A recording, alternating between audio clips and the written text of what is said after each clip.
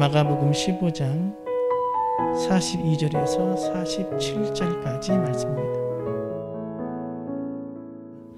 이날은 준비일 곧 안식일 전날이므로 저물었을 때 아리마대 사람 요셉이 와서 방돌이 빌라도에게 들어가 예수의 시체를 달라 하니 이 사람은 존경받는 공회원이요 하나님의 나라를 기다리는 자라.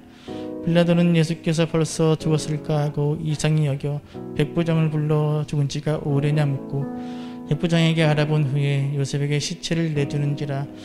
요셉이 세마포를 사서 예수를 내려다가 그것으로 싸서 바위 속에 판 무덤에 넣어두고 돌을 굴려 무덤에 놓음에 막달라 마리아와 요새의 어머니 마리아가 예수 든 곳을 보더라. 아멘.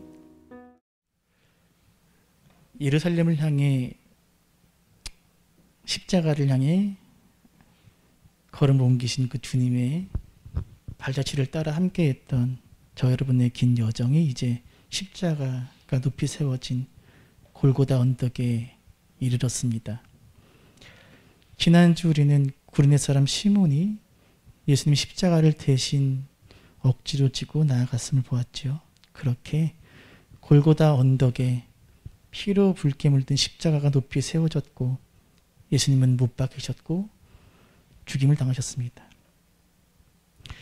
예수님께서 십자가에 못 박히시고 죽으신 이야기는 로마의 날짜 계산에 따른 시간 구분에 강조되고 있습니다.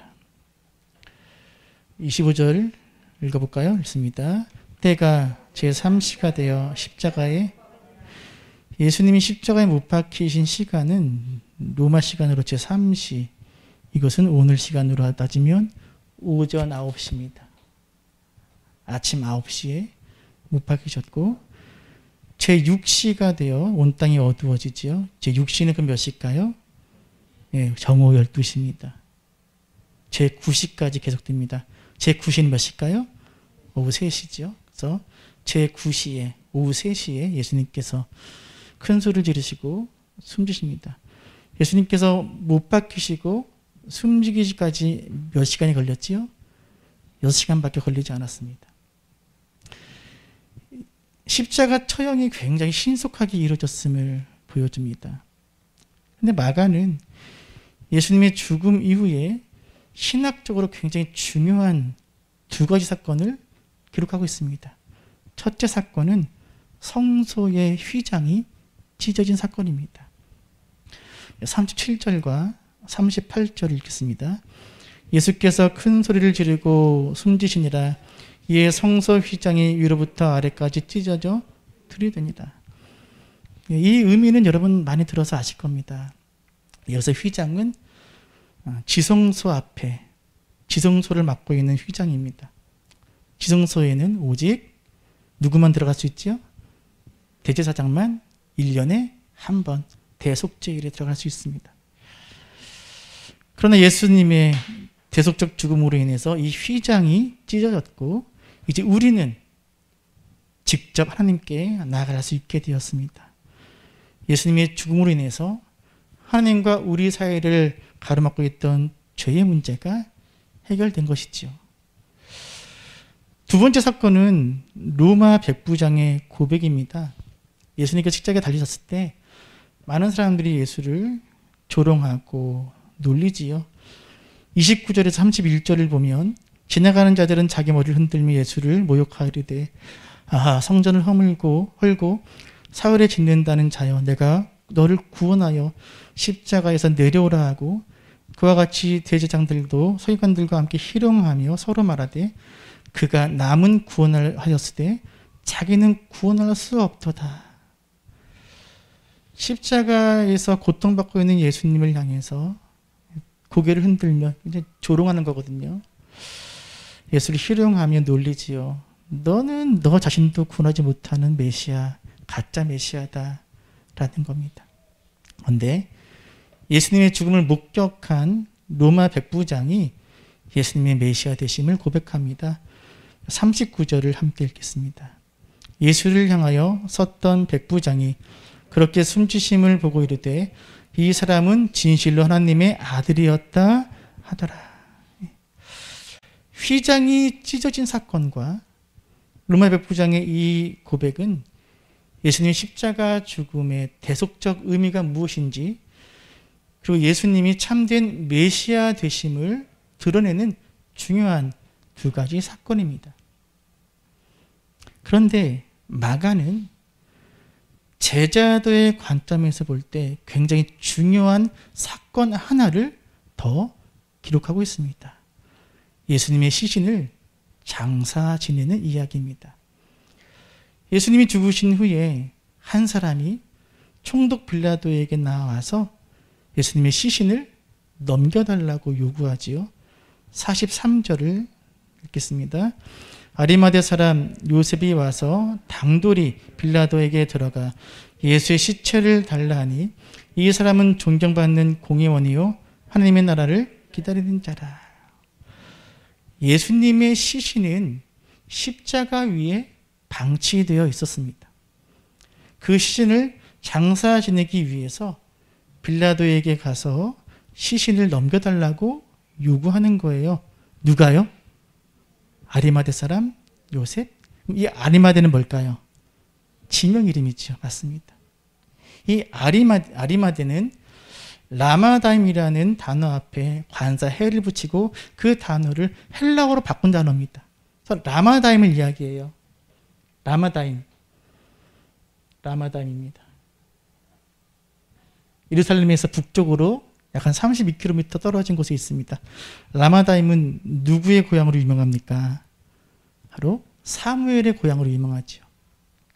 그래서 이 요셉은 사무엘의 고향인 라마다임 출신으로 추정이 됩니다. 그래서 아리마대 사람 요셉, 아리마대 요셉입니다. 이 라마다임 출신인 이 아리마대 요셉이 빌라도에게 나아가 예수님의 시신을 달라고 요구하는데 그 이유는 두 가지입니다. 첫째, 예수님의 시신을 장사 지낼 시간이 촉박했기 때문입니다. 유대인들의 안식일은 금요일 저녁에 시작됩니다. 42절을 보면 안식일 전날 저물었을 때라고 이야기합니다. 아직 해가 지지는 않았지만 곧 해가 저물 때입니다. 당시의 관습에 의하면 사람의 시체는 죽은 당일에 장사 지내야 합니다. 근데 예수님이 아까 몇 시에 돌아가셨다 그랬죠? 오후 3시.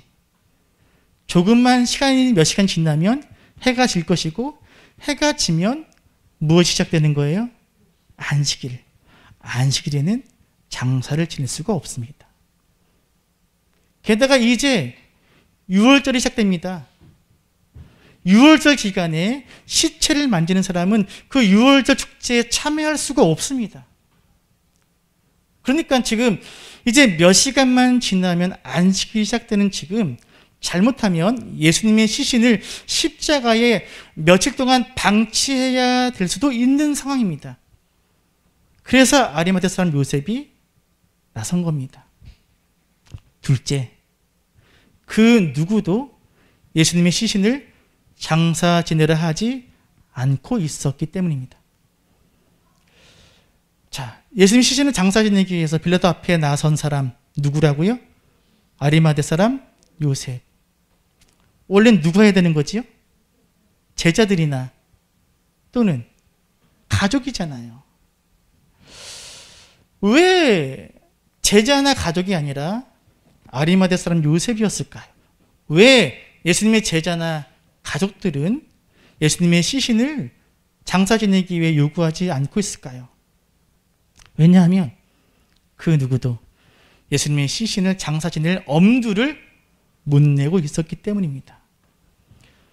사실 십자가 처형을 당한 예수님을 장사 지내기 위해 시신을 요구하는 것은 굉장한 위험을 감수하는 일이에요. 왜요?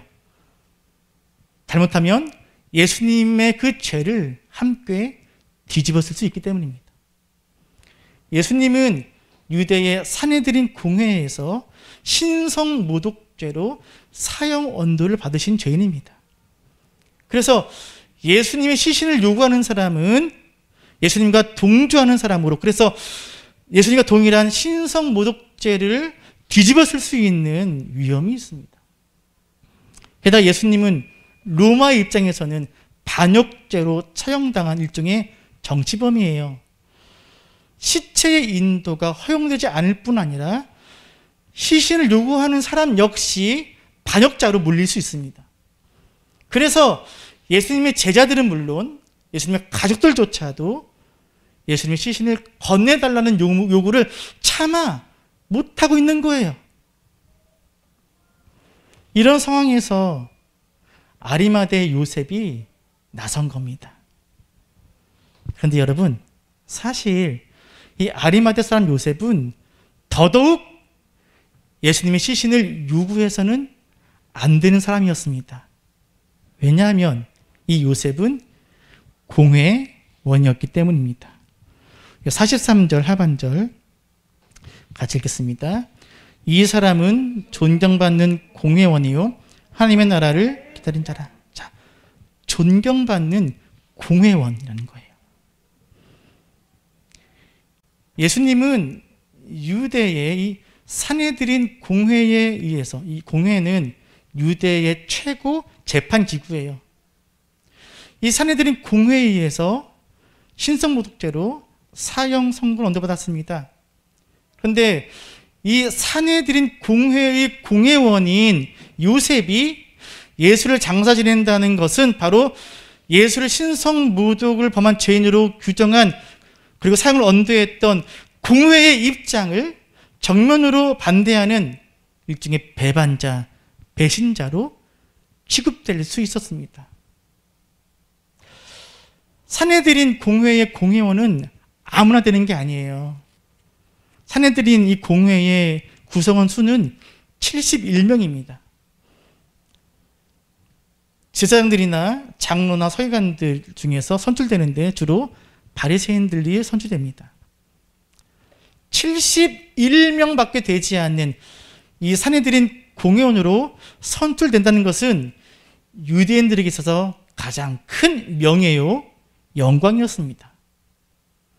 이 공회원이 되기 위해서는 도덕적으로, 육체적으로 흠이 없어야 되고 법률과 과학과 언어에 능통해야 했습니다. 이 공회원들은 평소에는 자신이 사는 지역에서 재판을 담당합니다. 그러면 요셉은 어느 지역에서 재판을 담당했을까요? 아까 보았던 아리마대, 라마담이겠죠. 그러다가 유월절 같은 절기나 특별한 일이 있으면 다 모이는 거예요.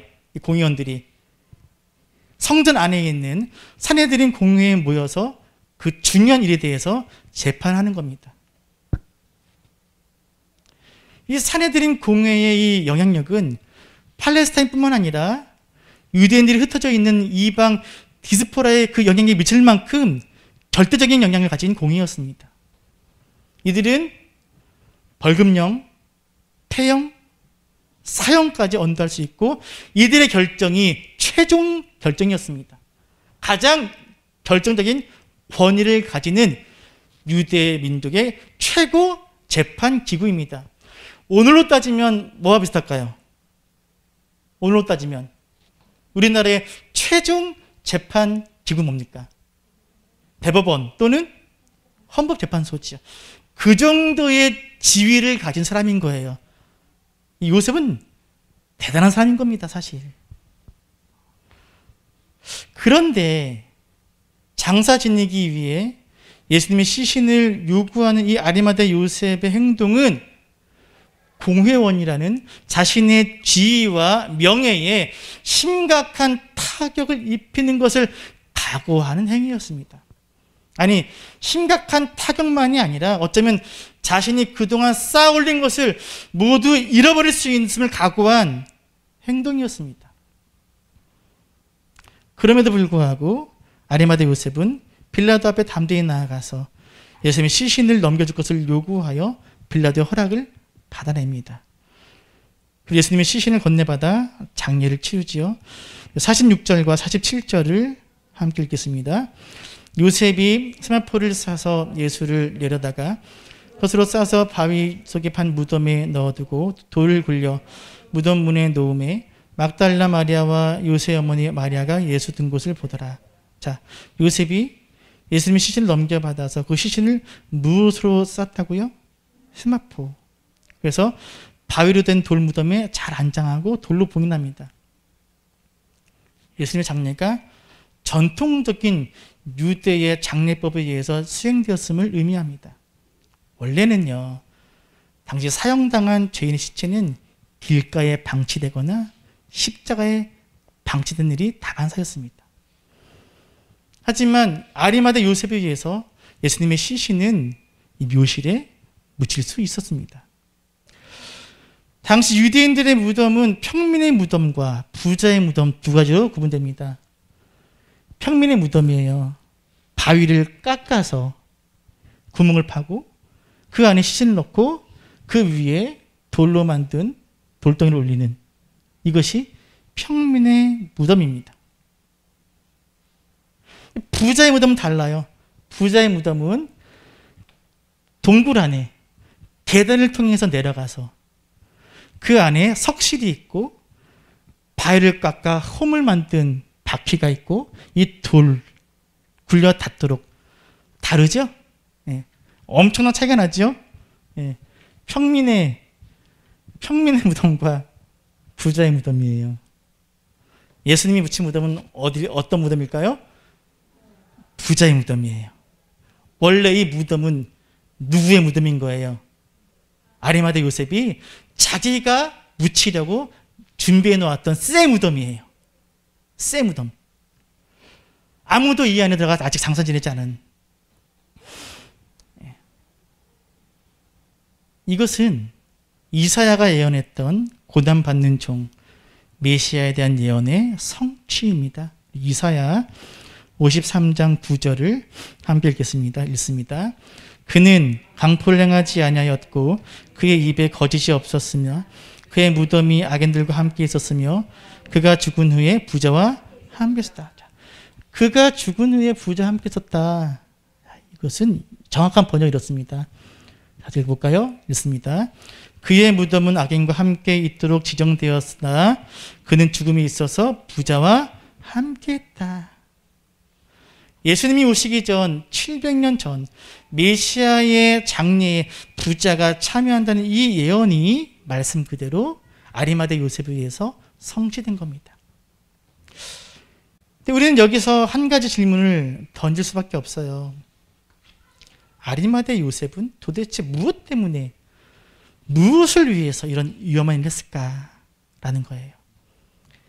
이 일을 통해서 아리마다 요셉이 얻을 수 있는 것은 아무것도 없습니다. 오히려 그는 그가 이룬 모든 것들을 잃을 수도 있는 위험을 감수하면서까지 이 일을 행했습니다.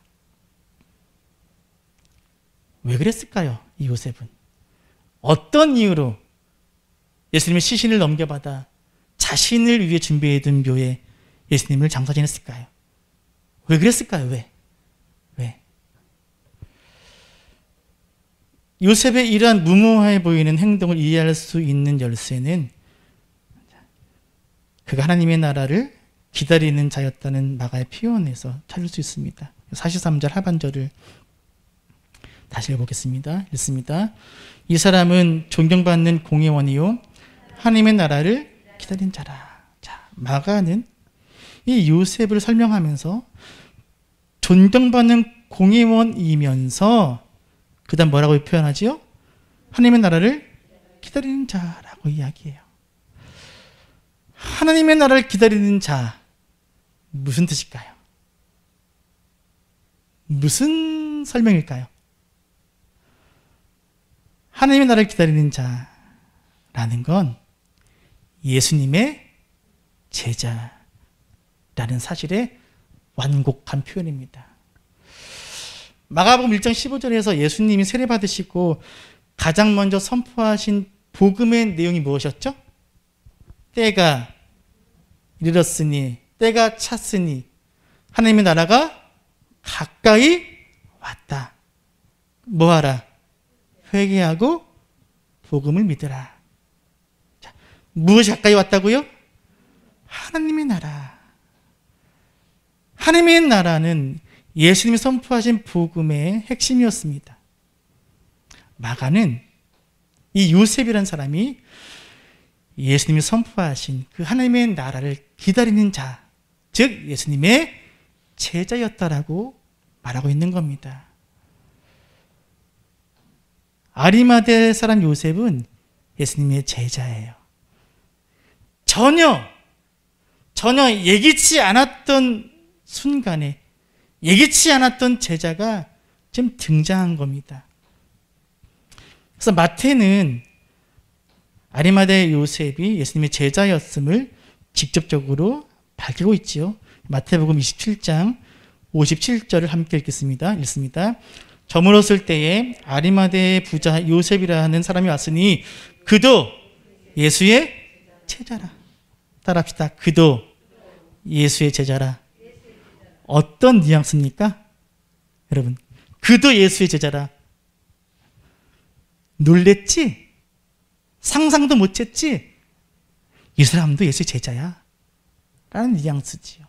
전혀 예기치 못했던, 전혀 예상하지 못했던 제자가 등장한 겁니다. 아리마대 사람 요셉은 그동안 자신이 예수의 제자임을 숨긴 채 살아왔던 사람이에요. 요한복음 19장 38절을 함께 읽겠습니다. 아리마대 사람 요셉은 예수의 제자이나 유대인이 두려워 그것을 숨기더니 2일 후에 빌라도에게 예수의 시체를 가져가기를 구하매 빌라도가 허락하는지라 이에 가서 예수의 시체를 예수의 제자이지만 숨기며 살아온 거예요. 왜요? 무엇이 두려워서? 유대인들이 두려워서. 왜 두렵지요? 왜 두려울까요? 자신이 예수의 제자임이 드러나면 어떻게 되는 거예요? 공회원? 쫓겨나는 거지요. 아리마대 요셉은 숨어있던 제자였습니다. 조금 심하게 표현하면 비겁한 제자였습니다. 이 아리마대 사람 요셉은 예수가 전한 복음을 받아들였고 예수님이 선포한 하나님 나라를 기다렸던 예수님을 따르는 제자였습니다. 하지만 드러내놓고 예수와 함께 행동한 제자는 아니었습니다. 그는 자신의 제자임을 철저히 숨겼습니다. 왜냐하면 너무나 가진 것이 많은, 너무나 잃을 것이 많은 사람이었기 때문이에요. 그래서 직접적으로 제자로 활동하기보다는 예수의 가르침에 동조하면서 몰래 물질적 후원을 주로 했을 것으로 추측이 됩니다. 제자라기보다는 추종자에 더 가까운 사람이었을 겁니다. 앞에서 말씀드렸듯이 요셉은 사내들인 공의원입니다. 사회적 지위와 신분, 경제력을 가진 사람이에요. 모든 것을 버리고 예수를 따른 제자들과는 달리 이 아리마대 요셉은 모든 것을 버리지 못한 제자였습니다. 버릴 것이 너무 많고 크고 귀한 거예요. 근데 놀랍게도 바로 지금, 하필이면 지금, 스승인 예수님이 십자가에 달려 죽으신 바로 지금, 다른 제자들은 모두 두려워 숨은 지금, 오히려 아리마대 요셉은 자신이 예수의 제자임을 드러내고 있습니다. 지금 요셉이 그럴 때가 아니거든요. 지금은 예수님의 제자임을 더 꽁꽁 숨겨야 될 때거든요. 예수님을 부인하고 저주했던 베드로처럼, 예수님 잡히실 때 도망가 지금 숨어있는 제자들처럼 오히려 지금은 더 제자임을 숨겨야 될 때잖아요. 그러나 아리마대 요셉은 정반대입니다. 그동안 제자임을 숨겨왔던 아리마대 요셉은 오히려 바로 지금 자신이 예수의 제자임을 드러내고 있습니다. 무엇이 요셉을 변화시켰을까요? 보니까 예수의 제자이나 유대인이 들어가 숨기더니 그다음 뭐라 되어 있죠? 이 일 후에. 이 일이 요셉을 변화시킨 거예요. 이 일이 뭐예요? 예수 그리스도의 죽음이에요. 마가는 지금 예수님의 죽음이 무엇을 어떻게 변화시켰는지를 이야기하고 있어요. 아까 보았듯이 예수님의 죽으심으로 하나님과 인간 사이를 견고하게 가로막고 있던 성소의 휘장이 찢어졌습니다. 예수의 죽으심으로 예수를 십자가에 못 박고 조롱하고 비웃던 이방인 백부장의 입에서 예수님이 하나님의 아들이라는 놀라운 고백이 흘러나왔습니다. 도저히 변하지 않을 것처럼 보이던 것들이 예수의 죽으심으로 인해 변화되고 있다는 거예요. 그리고 이제 마가는 예수의 죽으심으로 인해서 변화되어진 것 하나를 더 이야기하고 있는 거예요. 뭡니까? 같이 읽어볼까요? 있습니다. 예수 그리스도의 죽음은 숨어 살아온 제자로 하여금 자신을 드러내며 세상을 향해 당대히 나아가도록 변화시켰습니다. 할렐루야. 예수의 죽음이 유대인을 두려워하여 숨어 살아오던, 자신의 제자임을 감추며 살아왔던 이 아리마대 요셉을 변화시켰다는 거예요. 43절을 다시 읽어볼까요? 읽습니다. 아리마대 사람 요셉이 와서 당돌이 빌라도에게 들어가 예수 시체를 달라 하니 이 사람은 존경받는 공회원이요 하나님 나라를 행자라. 자, 아리마대 사람 요셉이 빌라도에게 들어가는데 그냥 들어가지 않고 어떻게 들어갔다고요? 당돌이. 무슨 뜻입니까? 당돌이. 이 말은 용기를 내어 라는 뜻이에요. 용기를 내지 않고는 들어갈 수 없다는 거예요, 저 자리에. 요셉이 그런 사람이었어요? 아니거든요. 유대인들이 두려워 자신의 제자임을 숨겨왔던 사람이 아닙니까? 그런데 지금은 당돌이 용기를 내어서 예수를 십자가에 못 박은 이 빌라도 총독 앞으로 나아가고 있습니다. 용기를 내지 않으면 도저히 할 수 없는 일을 요셉이 해내고 있다는 거예요. 예수 그리스도의 십자가 죽음이 요셉을 변화시켰습니다. 그의 양심이 깨어난 거죠. 제자의 힘을 숨기며 살아온 자신의 한심함과 부끄러움을 깊이 깨닫고 이제 담대하게 또 당당하게 예수의 제자로 살기를 결단한 것입니다. 사랑하는 서문학교 여러분, 아리마대 사람 요셉의 이 놀라운 변화가 오늘 저와 여러분에게도 필요한 줄로 믿습니다. 지금까지 세상을 두려워하여 자신의 제자임을 숨기며 살아가고 있는 그 유명무실한 이름뿐인 제자의 삶을 살아왔다면 이제 예수 그리스도를 위해, 하나님 나라를 위해 담대히 세상을 향해 나아가는 진정한 제자의 삶을 살아가시기를 바랍니다. 지금까지 내가 당할 고난과 시련과 불이익과 피해가 두려워 제자로서 해야 할 일을 하지 않고 숨어 지냈다면 이제는 예수 그리스도와 하나님 나라를 위해서 나의 전부를 걸어야 할 줄로 믿습니다. 성도 여러분, 한국에는 신자는 많은데 교회는 많은데 교인은 많은데 제자는 적다는 말을 들어보셨을 겁니다. 이러한 비판이 나온 지 오래되었습니다. 여전히 교회는 참 많고 목회자와 교인과 신자는 참 많은데 그리스도의 제자는 보이지 않습니다. 이러한 때 바로 여러분이 아리마대 요셉과 같은 예기치 못한 제자가 될 수 있기를 시간 축원합니다. 지금까지 자신이 살아온 제자임을 숨기며 비겁한 제자로 살아온 것은 중요하지 않습니다. 지금부터 제자의 삶을 살아내는 것이 중요합니다. 이 그림은 렘브란트가 그린 성화 십자가에서 내려지는 예수입니다.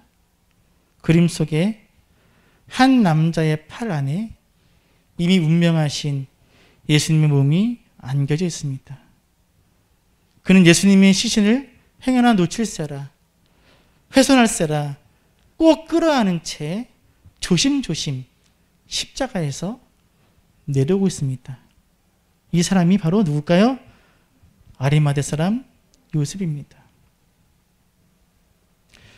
다른 유다의 배신과 베드로의 부인을 시작으로 모든 제자들은 예수님을 부정하며 두려움에 뿔뿔이 흩어져 몸을 숨기고 있던 이때, 갈릴리부터 따라왔던 여자들조차도 먼 발치서 예수님을 바라보고만 있던 이때, 그래서 아무도 주님의 곁을 지키지 못해 예수님 홀로 십자가에 달려있던 이때, 아리마대 사람 요셉은 예수님을 향한 자신의 사랑을 표현합니다. 온갖 정성을 다해 예수님의 죽음을 애도하며 주님을 새 돌무덤에 모십니다. 이제 그가 예수님의 제자인지를 모르는 사람은 없습니다. 여러분, 아리마대 사람 요셉이 이 일을 하기까지 아마도 많은 고민을 했을 거예요. 자신이 나선다고 해서 죽은 예수님이 살아나는 것도 아니고, 그리 나섰다가 자신의 지위와 소유를 다 잃을 수도 있었습니다. 적당한 핑계거리도 있었습니다. 유월절이 다가오고 있었습니다. 신을 만지면 불결한 자가 되어서 축제에 참여할 수 없기 때문에 유월절을 핑계로 눈 감을 수 있었습니다. 모른 채 할 수 있었습니다. 그러나 아리마대 요셉은 깊은 번민의 시간 끝에 두려움과 주저를 떨치고 일어나 빌라도를 향해 나아갔던 겁니다. 아리마대 사람 요셉은 당장의 평안을 위해 평생 자책에 시달리며 살기보다는 위험을 무릅쓰고 자신의 신앙 양심에 따라 살기를 선택한 거예요. 때로 우리가 살기 위해 택한 길이 평생 짊어지고 살아야 할 치욕이 되는 수도 있고, 때로 우리가 죽음을 각오한 채 선택한 그 길이 우리의 해방을, 우리 영혼의 해방을 가져올 때도 있습니다. 여러분, 어떤 길을 택하시겠습니까? 진정한 믿음은, 진정한 제자의 삶은 결코 직분이나 명칭, 신분이나 소유에 달려있지 않습니다. 그가 가난한 신분의 어부이든지, 그가 부유한 공회원이든지 중요하지 않습니다. 중요한 것은 끝까지 자신의 자리를 지키는 것입니다. 하나님의 나라는 성난 무리들과 그 권력의 칼끝의 위협에도 불구하고 이렇게 자신의 자리를 지켜내는 믿음의 사람들을 통해서 흔들림 없이 이루어진다는 사실을 아리마대 요셉을 통해서 깨닫습니다. 사랑하는 성도 여러분, 내가 제자의 삶을 양보해야 하는 편안한 삶을 살고 있고, 내가 제자됨을 숨기며 적당히 살고 있고, 내가 제자됨으로 인해 입을 손해나 피해를 보지 않기 위해 살고 있다고 여겨진다면, 또는 내게 주어진 사명이나 제자로서의 정체성, 또는 다른 사람들의 시선과 평가가 더 중요하게 여겨지며 살고 있다면 오늘 말씀을 기억하시기 바랍니다. 예수님의 시신을 장사 지내고자 담대하게 빌라도 앞에 나아간 아리마대 사람 요셉을 기억하시길 바랍니다. 모든 제자가 도망가고 숨어 있을 때 하나님 나라를 소망하며 오히려 자신의 제자됨을 드러내었던 이 아리마대 사람 요셉의 믿음과 용기를 구하십시오. 세상은 결코 알 수 없고 이해할 수 없는 이 제자됨의 축복과 신비를 세상에 선포하고 드러내며 살아가는 여러분 되시기를 이 시간 축원합니다. 오늘 제 아내와 딸이 특손했는데 시킨 게 아니거든요. 근데 참 너무나 감사한 게 이 찬양이 오늘 설교랑 딱 맞는 찬양입니다. 이 찬양은 독일의 유명한 신학자 목사였던 디트리 보네퍼 목사님이 쓴 시예요. 그 시를 독일의 음악가 지크프리트 피에츠가 곡을 붙여 만든 찬송입니다. 히틀러가 유대인들을 학살하고 국가 사회주의를 만들고 전쟁을 일으켰을 때 이 독일의 교회들이 히틀러를 찬양해요. 히틀러의 그 악행을 신학적으로 정당화시킵니다. 히틀러는, 이 보네퍼 목사님은 이것을 그냥 볼 수 없었습니다. 보네퍼 목사님은 고백교회를 만들고 히틀러에게 저항합니다. 그러다가 투옥이 되어서 1944년 겨울에 옥중에서, 감옥에서 죽음을 앞두고 가족과 약혼녀에게 써보낸 마지막 편지이자 시가 아까 그 시고 거기에 곡을 만들어 찬양이 됐죠. 그렇게 보네퍼 목사님은 39의 나이에 교수형으로 처형됩니다. 보네퍼 목사님은요 21살에 신학 박사학위를 딴 독일의 촉망받는 학자였습니다. 그에게는 장밋빛 미래가 약속되어 있었습니다. 그럼에도 불구하고 그는 현실의 불의에 저항하고 아까 보았던 요셉처럼 당돌하게 용기를 내어 히틀러와 맞습니다. 제자도의 삶이 무엇인지 그는 삶으로 보여주었고 그가 마지막 남긴 이 시를 통해 우리에게 제자의 고백이 어떠해야 될지를 우리에게 알려주고 있습니다. 선한 능력으로 우리 함께 찬양하며 설교를 마치겠습니다.